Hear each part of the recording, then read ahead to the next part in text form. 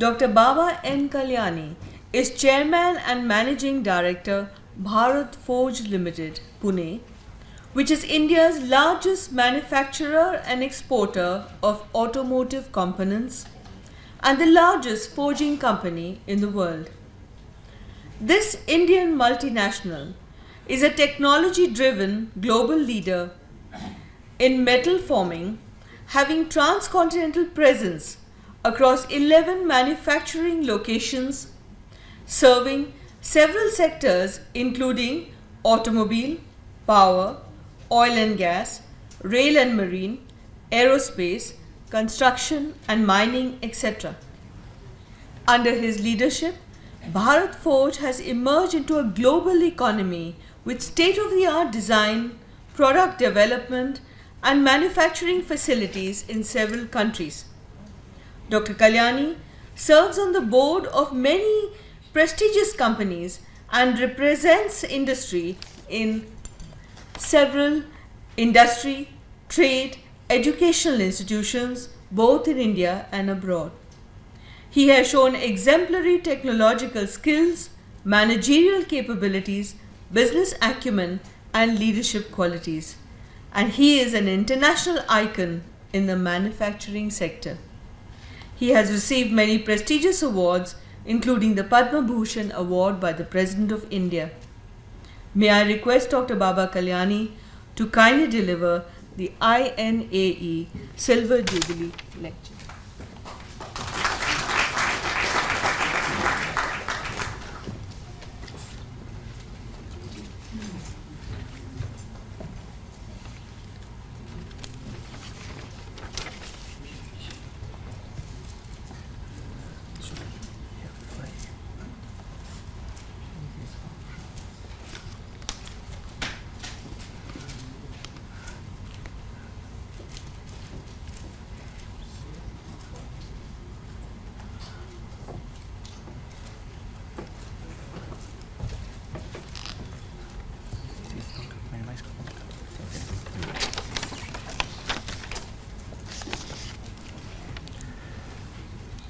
Dr. Baldev Raj, President, Indian National Academy of Engineering, very distinguished fellows and members of the Indian National Academy of Engineering, distinguished invitees, ladies and gentlemen. First of all, I must say that it's a great honor for me to be here, and especially hearing Dr. Kakodskar's talk on energy and energy security. I feel a little almost at unease trying to be in front of you and give you some of my thoughts on the manufacturing sector and what the manufacturing sector can do in terms of our economy. I know a little bit about the Indian National Academy of Engineering and the quality of membership that it has. And it's very, very impressive in terms of the collective knowledge that these 600-700 fellows of this academy have. You are in your 25th year. It's a great occasion. And with what happened yesterday with the Agni 5 launch, I think it makes all Indians very proud of our scientific capabilities that we have been able to demonstrate.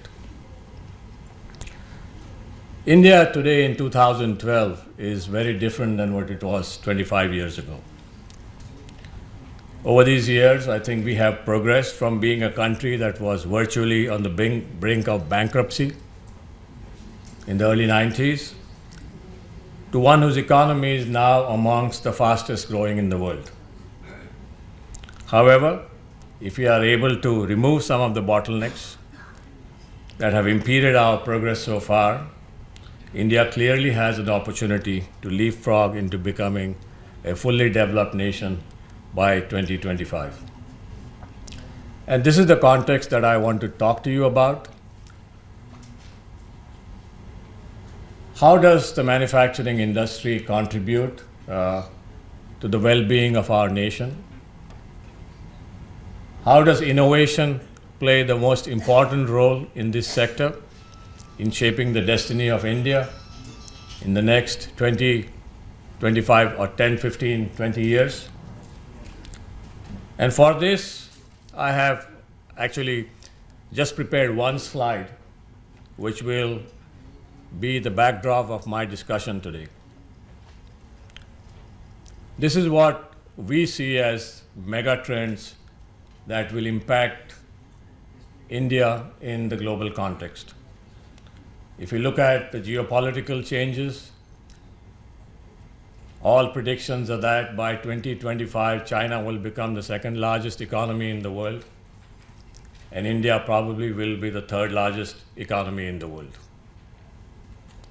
So there is a very large regional shift taking place, and I'll speak a little bit about it a little later. If you look at technology, you're going to have a much more wider range of technologies in the next 10, 15 years, more complex systems, and a dramatic improvement in efficiencies. Yesterday I was at a launch function of Daimler truck manufacturer in Chennai. And it was very interesting to hear the chairman and CEO of Daimler, Dr. Dieter Zetsche, say Daimler is now a 125-year-old company.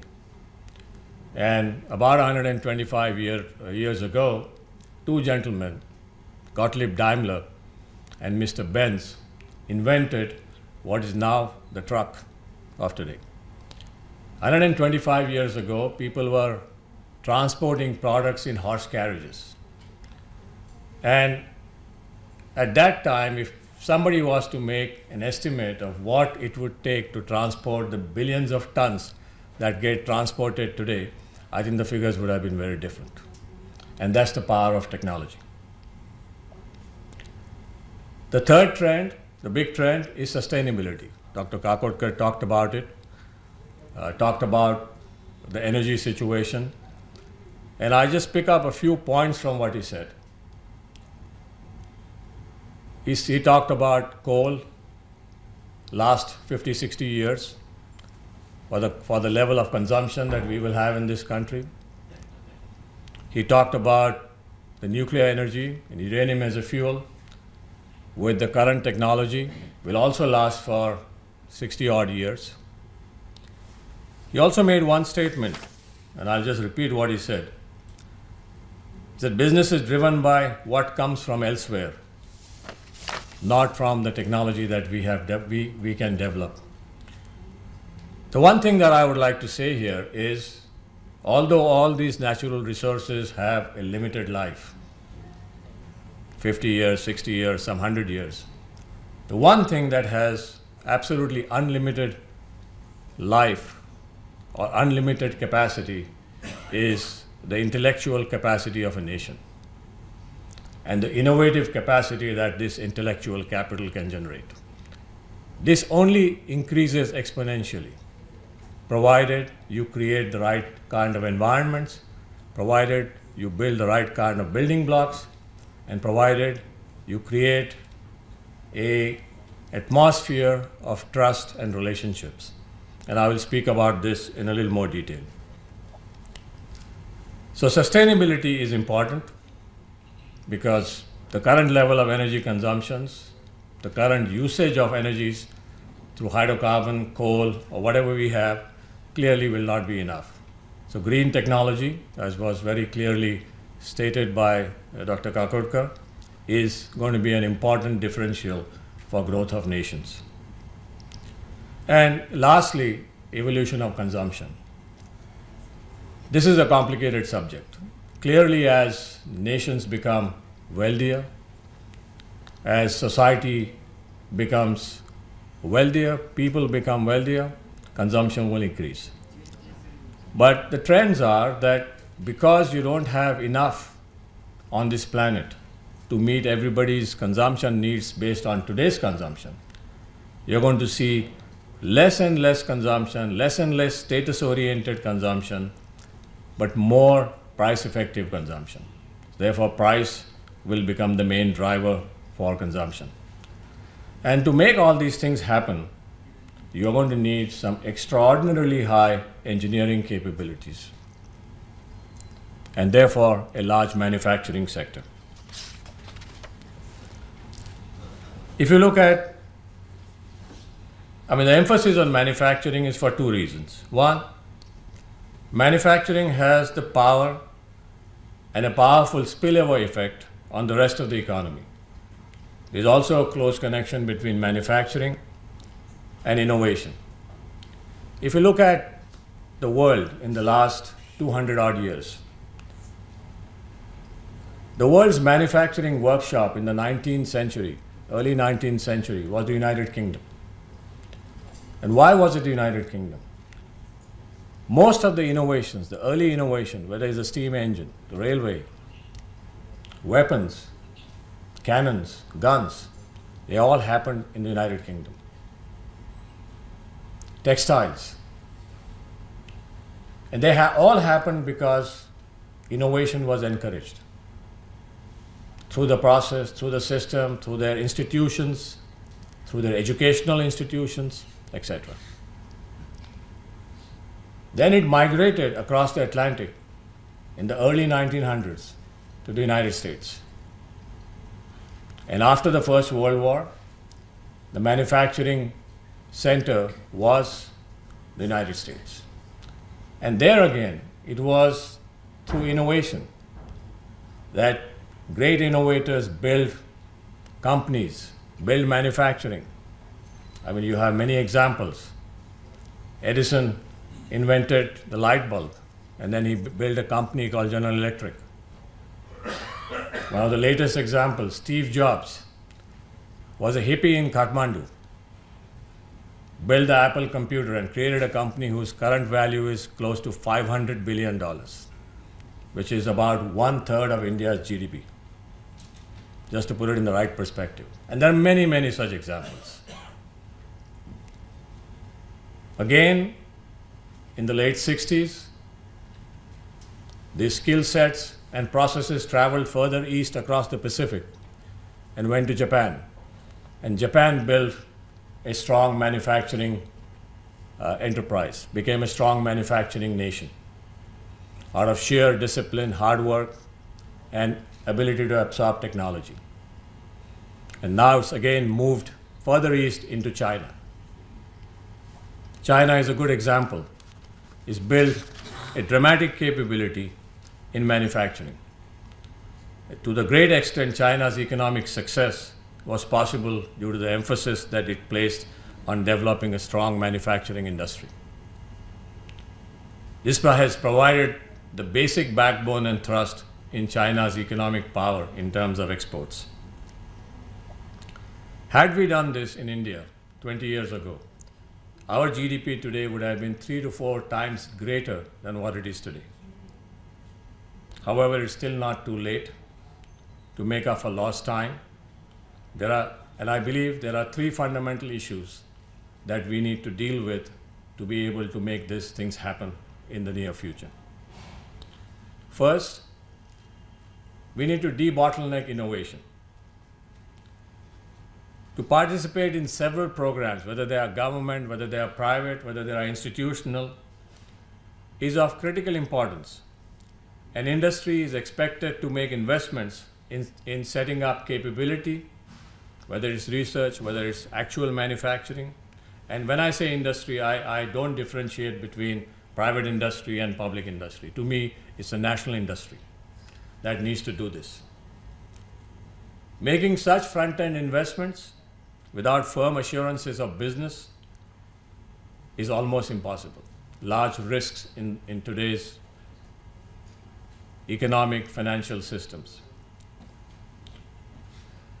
Setting up dedicated research facilities, also and hiring some of the brightest minds, knowing that there is little chance that their work would get converted into commercial projects, is also a very difficult and a demotivating process.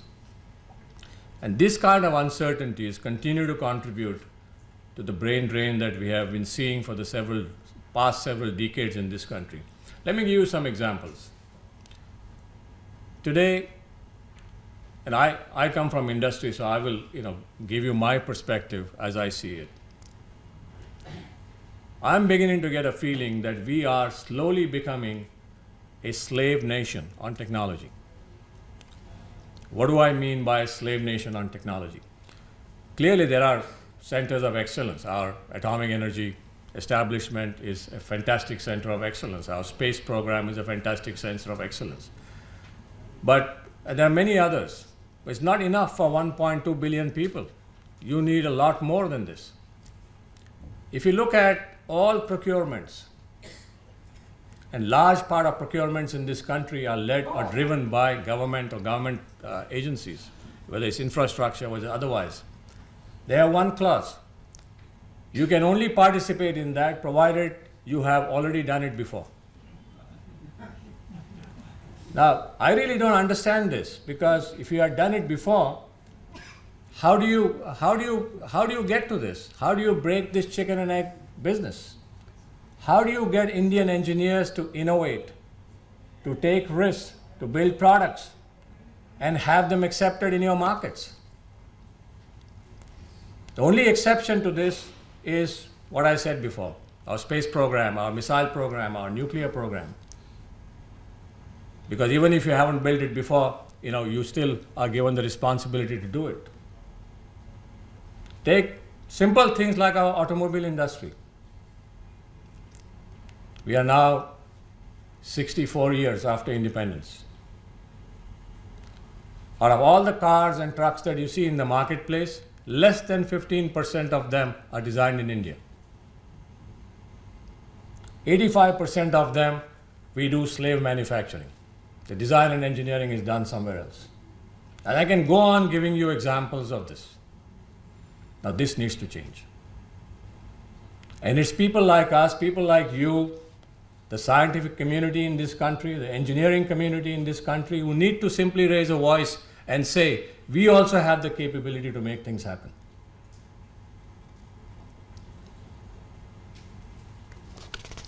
Second, so this was my first point. My second point, we need to remove the trust deficit between the system and the engineering community. When I came in here a little around your lunchtime, I was talking to Dr. Baldevraj, and we were just discussing how do we get the Academy of Engineering and the fellows who are associated with this to participate to solve problems for industry. How do we make this happen? Now, I call this the trust deficit. It's not mistrust, but I think it's more in the positive way that we need to start creating trust. And how do we make this happen? So this is another challenge that I see. This trust deficit, in my opinion, is driven right from the top, from the government, the way the government works with the scientific community in this country, the way the government works with industry in this country. And I think it really needs to change. Third, we need to create platforms for cohesive working between all stakeholders. Again, this comes to my slide in terms of technology. I was at MIT in Boston last year, and I spent a little time in their New Energy Initiative lab. They have created a lab for New Energy Initiative, which is really out-of-the-box thinking, finding completely different solutions on the energy front, and all kinds of things. Storage, solar, wind, nuclear, almost every field, but completely different thinking. And what I saw there was, I'm an MIT student. I went to MIT in 1970. And when I went to MIT in 1970, MIT, although was a great institution even then, is a great institution even today, but the difference is that at that time, you're a mechanical engineering department, you worked with the mechanical engineering people. If you're in the chemical department, you work with the chemical engineering people. there was hardly any cross-fertilization that was happening. So very high technology, very high capability, but very little cross-fertilization. Today, last year when I visited the New Energy Initiative Lab, almost every department in MIT is connected to finding solution for one problem, which means that technology today doesn't lie in silos. You have to bring in many, many different streams of knowledges and technologies to find solutions. And therefore, creating a platform for cohesive working and networking becomes extremely important.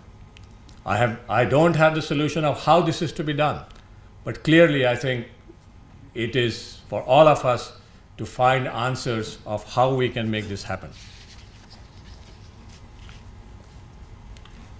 The Prime Minister a few months ago announced a new manufacturing policy for India, the Indian National Manufacturing Policy, which has a very clearly stated objective that manufacturing sector in India must increase from 15% of GDP to 25% of GDP. And this, as per that policy, would then create almost 100 million new jobs in the next 10 years. And this is how important it is in terms of the economic development of India going forward. Clearly, this is an imposing vision. However, the real test lies in how our state governments and our system responds to implementing these policies, to create the right kind of reform process that is required, the right kind of openness that is required to make this happen. Unfortunately, the events of the past few months are really not very encouraging. They are almost pushing us in the other direction. Today we rank as a country about 14th among manufacturing countries in the world. Our manufacturing sector has been growing at about 7%, which is satisfactory because it's still the second largest growth in the world after China. But in spite of this, our growth is increasingly getting dependent on imports. Just yesterday, the trade figures came out. Imports increased 36%, exports increased 22%. So the gap just continues to widen. So what do we need to do to get this, to change this whole process, to come back to what I was saying a little while ago? We need to focus and develop capabilities on a national level in 3 specific areas within the manufacturing, which will be almost game-changing in terms of investments. One, the first thing we need to do is create a very high level of capability in the defense equipment sector. There's a lot of talk that you must have heard and seen and read in the newspapers or seen on the TV about our defense imports. India is now the highest buyer of defense equipments in the world, the largest buyer of defense equipments in the world from outside. Second, manufacturing of capital goods. When you look at infrastructure sectors, energy, aerospace, railways, power, oil and gas, and I'll give you just a few examples. We set up our railway manufacturing, I think, almost 40, 50 years ago. Locomotive plants. And after 40 or 50 years, when we want to get a new locomotive, we still have to go to the United States or somewhere else to buy technology. And this, to my mind, or at least to my simple understanding, I just don't understand. And how can we change this? Third, this is a little bit on the energy side, developing hybrid, renewable technology solutions for energy, for transportation, to reduce our dependence on imported hydrocarbons, imported fuels. I think this is extremely important, and Dr. Kakodkar has dealt with it quite well, so I would not elaborate on this. We have some great opportunities today. We have some good policies in place in this country. For example, our offset policies, which are applicable to the defense sector, applicable to the aerospace sector. Brazil built its entire aerospace sector on the offset policy that it created 30 years ago. And what you see in Brazil in the form of Embraer and all those other aerospace companies really came about through the offset policies of building a domestic industrial base. And I think this is what India needs to do. We need to leverage all these policies that we have and create a very, very strong industrial base.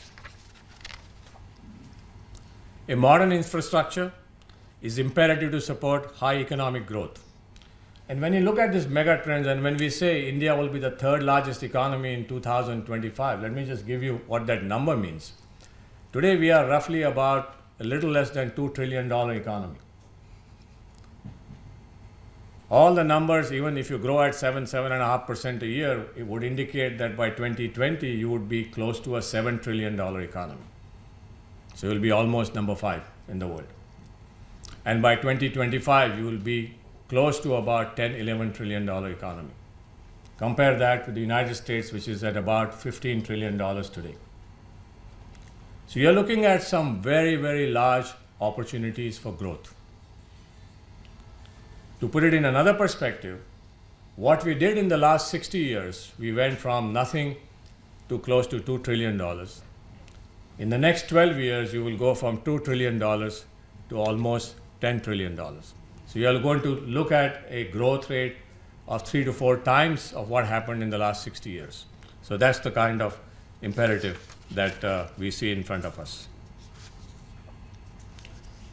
The one issue that I'd also like to touch upon, which has an impact in terms of what's happening in this nation, is education. We have a population that is getting younger, what we call as our population dividend. But at the same time, quality of our higher education is moving in the wrong direction. So there is a tremendous gap that needs to be filled in terms of creating the right kind of educational processes to build the kind of skill sets that are required to create the innovative processes. And I think this is an area that currently is under tremendous attention from all stakeholders, whether it's the government, whether it's industry, whether it's the educational institutions themselves. Everybody is beginning to look at it.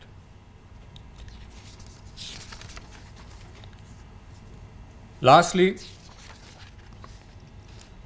we can look at what other countries have done, what other nations have done to build similar kind of skill sets. Take a leaf from Germany, for example. And I talk about Germany because we operate almost 5 manufacturing plants in Germany for the last 10 odd years. So I have a little more experience in terms of what happens there. Germany pursues an enlightened strategy on vocational training in manufacturing disciplines. The German government continuously supports their apprenticeship system, and their apprenticeship system is not a fixed system like ours. We have an apprenticeship system where somebody decided 20 years ago this is what is going to happen, and they just continue doing it without any changes. Whereas there, almost they keep changing this based on the needs virtually every 6 months. So there is tremendous amount of technology that keeps happening. And that's the reason why German companies have created such a niche in the manufacturing of more exacting, high quality, high performance, premium products in almost every field. I think time has come to level the field for Indian manufacturing so that they can compete on equal terms in global markets. As a country, we need to once again make manufacturing fashionable. There's a wrong mindset that manufacturing is only good for people with less education and training. This is the old Indian mindset of low cost, or let's say low technology manufacturing, which needs to give away to more high technology manufacturing with more innovations, more intellectual property, and things like that. Government, institutions, and industry must come together to create an exciting image for manufacturing particularly amongst the younger generation. Global achievements and successes of Indian companies, Indian institutions, both industry, academics, research, need to be well publicized and celebrated, like the event yesterday. Opportunities in a new age manufacturing need to be written about extensively in the media so that this sector is able to attract outstanding talent. Companies need to spend more on training people in specialized skills required in manufacturing, and government needs to facilitate this to happen through tax breaks and research programs. We all dream of a strong and prosperous India. We know the reasons that have held us back so far. We also know that most of these are our own making and therefore can be overcome. There is a growing sense of impatience among young people who believe that India can no longer wait and be denied its rightful place in the global economy. Our time is here, and I am confident that as a nation, we will not let ourselves down. Thank you.